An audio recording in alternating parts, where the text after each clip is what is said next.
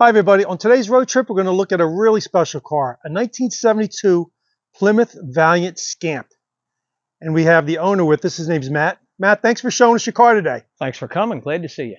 I've known of this car for many, many years. I've met Matt many years ago at different car shows I've attended, and I've always known of this car, but it has a really, really neat backstory to it. Matt, how long have you owned this car? Can you give us the backstory on it? My grandmother bought this car new at Broadway Chrysler Plymouth in Philadelphia. And we have pictures are at the dealership with the keys and the car. In 74, my mother took this car over until 83 when my mother got a new car and my grandmother didn't like the 74 Scamp, so she took this one back. So it's been in my driveway or garage where I lived since 1974. 20 Really? years to the day my grandmother bought it, she gave it to me. And at some point around 2000, we decided it was time to restore the old girl. We thought if any car that never misbehaved or failed to get us home didn't enjoy a restoration or deserve a restoration, Yeah. this one certainly did. So this is basically a restoration of love. Indeed, yeah. In fact, if it was any other yellow slant six Scamp, I probably wouldn't have restored it. It didn't interest me as much. You don't see too many Scamps that have been restored. No. This is one of those cars that everybody remembers when they were new. They remember them back in the day. I'm not going to say it was a throwaway car, but it was a car that was used up, driven hard, put away wet, and never even considered about saving or restoring to the level that you've done.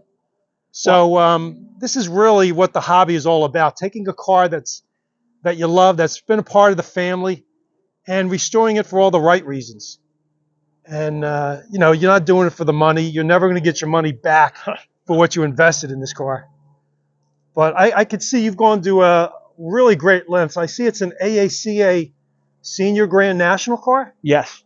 When did you get those awards? I think the Grand National was in 06, 07, maybe, the senior.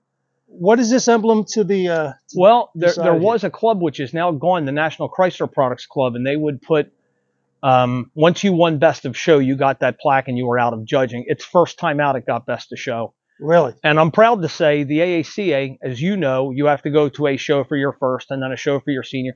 I went to 4 shows and got all 4 awards. Great. Which was really good. And all of that was after you restored the car? Oh, yeah. Mm-hmm. Now, I see it's a Scamp. Is that a step up from the Valiant?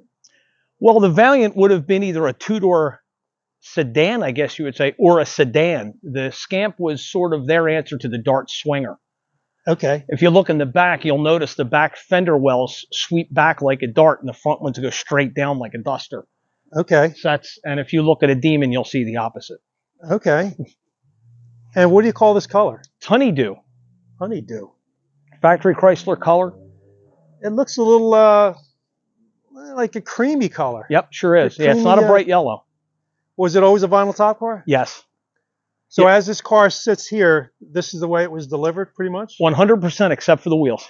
What's the story on the wheels? Well, it had full wheel covers, and after I had it about a year, I got tired of going back up after going around a corner and picking up the hubcaps. Yeah. So I found a set of correct small bolt A-body wheels, and then found the right center caps, which are unique to 1972, and put the wheels on it. It's been that way almost as long as I've had it. Those are 72 only center caps? Yeah, the previous ones looked like a cone.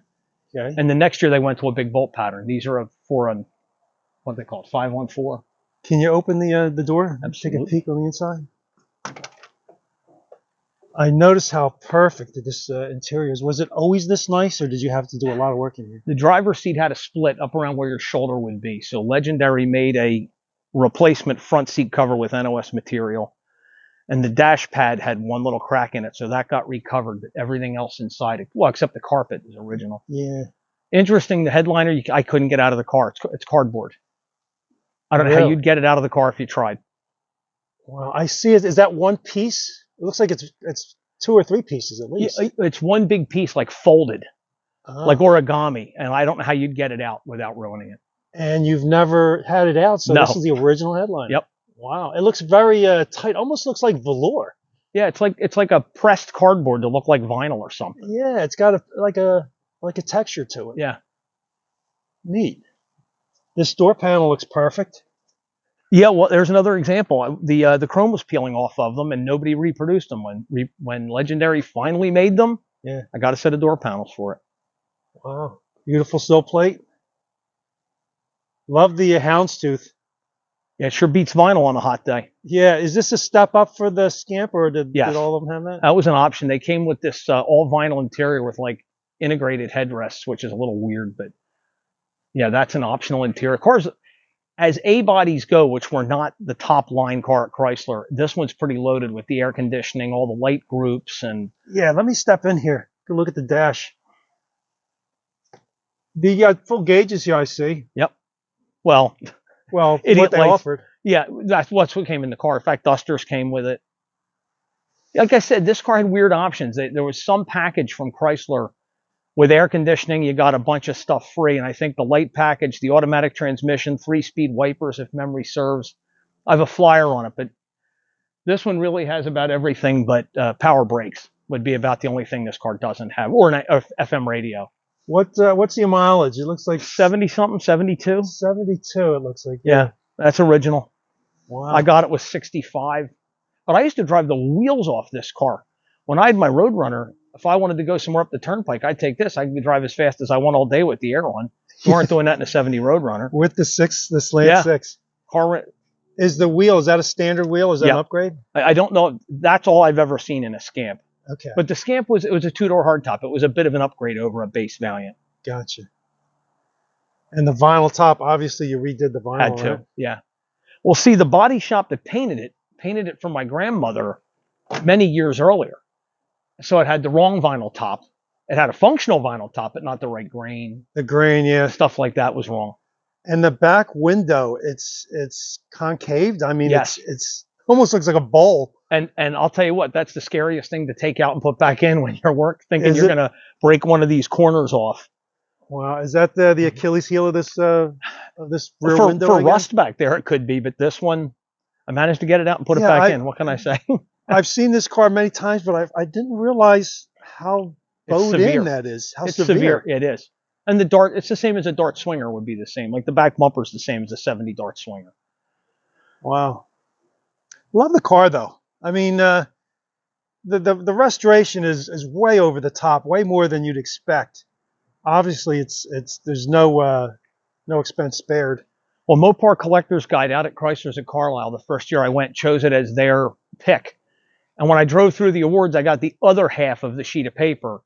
And the editor wrote, Concours Restoration on a Slant 6 Scamp. Who in their right mind does this? and they're right. Nobody does. Nobody does it. Well, that's what I was saying. The restoration on this is what really is cool about the hobby. You go to great lengths for a car you know you're never going to get your money out of. Right. It's all personal. It's all personal. When we restored it, there were so many things we couldn't get because it was a Slant 6. They don't reproduce transmission lines. They don't reproduce a bunch of stuff that we had to make. Yeah. You've got the leather tires. I guess you upgraded when you put those wheels on there? Well, it had a set of bias ply polyglasses on it for years, and they got so hard it wasn't safe to drive anymore. Because I showed it for all those years, and when the tires got to be 20 years old, I guess, I switched to the radials. Can we pop the hood and look at the engine bay? The Leaning Tower of Power? The Leaning Tower of Power. Is that what they call a Slant 6? 6 in a row makes it go, buddy. Yeah. I got to remember all these little catchphrases. It's funny, when I got the car, the only thing that had been changed was the windshield wiper motor. There's a date code on that motor that was, when I got the car, it was blue. It was a Cardone or one of those rebuilds. Yeah. And a friend of mine in Florida restores those wiper motors, and he said, I got the right motor. I got everything you need. That was the only thing. Like the washer pump has a date code on it. All of it's original except for the wiper motor, which is now right as well. All the clamps, I see you've got the Mopar logo on your hoses, the belts. I mean, how long did the restoration take? About 2 years. We pulled the engine, the transmission, we gutted the car. It was so light at the time, I could move it in and out of my trailer by pushing it by myself. Yeah. So the body shop would take it for a while and then give it back to me. The crazy things, I had my friend at the time, Brad, who helped me with the air conditioner. He charged it, and the air conditioning to this day blows at about 36 degrees. Wow. The car don't go real fast with the air on. Well, you know what? Correct me if I'm wrong. If you've ever had a slant six, you love them. I mean, are they bulletproof? Yeah, Are yeah. they really bulletproof? They're a little noisy and they're not real powerful, but yes, they do. But they'll run forever. Yes, That's like what the they MO tell on me. them, right? And worthless stuff. Like, I don't know what this meant, but we put it back. This was on the car when we started. I have no idea what it meant. There's one in the trunk too. I don't think it means anything. It's Something not. on the It looks like assembly it's line. trying to be a W, but I don't Yeah. think it's a W. Something on the assembly line. We photographed everything we could find on this car to make it So you put back even the mistakes. whatever that is. Assembly line mistakes, Yeah, you put them back. Well, we put all the markings back on the rear and the shocks and all that stuff. But Yeah. I don't know what that meant. And the one in the trunk, I have no idea what it meant. Maybe it was tire size or something. Well, I got to be honest with you. I'm glad you didn't pull the 6 and put I don't know, 383 in there or something, or just replace the 6 with something else. Well, it's I'm funny. glad you kept it in there because I enjoy seeing original cars, So I'm including their flaws, even if it wasn't the most popular model or motor.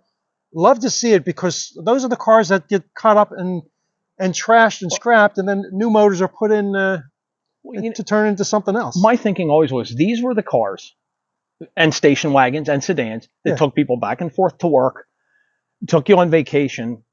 People didn't drive a Hemi Cuda to vacation. They didn't drive back and forth because probably nobody could afford it or didn't want to deal with a car without much of a Which is not warranty. practical even back then. And today, when you go to a car show, all you see is Hemi Cudas and Mustangs and all that. And a Slant 6 Scamp is what everybody had. Exactly. And in fact, the Slant 6, the 225 this one has, is an option over the 195 that was standard. Can we look at the trunk compartment? Of course. Open, shut. You can leave it open. I mean, this, as you can tell, this is an over-the-top restoration, which is amazing. Yeah. I'm so happy to see it this way. Now, what do we have back here? Where are you? You would pick this up? Yeah, you have all the paperwork? Yeah, well, there's the warranty information and the original window sticker. Okay. As you can see, there was quite a lot. The car was $3,600 in its day, which wasn't cheap in '72. Yeah. And there's all those weird options I mentioned with the automatic transmission package with all these options. Wow. The Chrysler either discounted or gave to you. And what's that on the left there? That's the warranty information. You okay. can see when my grandma bought it and when my mom got it. Okay. And in there you have all the pictures of the restoration? I do. All kinds of stuff. I mean, when we started, there she is at the body shop before they took the clip off. Nice to keep all this stuff and document it as you do it. It wasn't bad when we started. There it was before we started. Look at that. You have the years with the pictures of it. How about that? Yeah, all kinds of crazy stuff. I was trying to find my grandma, but there she is taking delivery in a terrible picture. Look at her. Yeah, that's her taking delivery. It's faded from the sun. But That's okay. I want to That's see her. Granny taking delivery. There she goes, waving to whoever's taking the picture. My dad. That's my dad. And then What do we got here? She was in Collectible Automobile. What year and month is that? You can ask me to look at August 2014. And she made it on the back. On the back, and the feature story inside? In here. Mm-hmm. Very nice. And when we went to the Grand National, AAC, Wes Peterson saw it out in the Red Barns out at the Gilmore Museum. Yeah.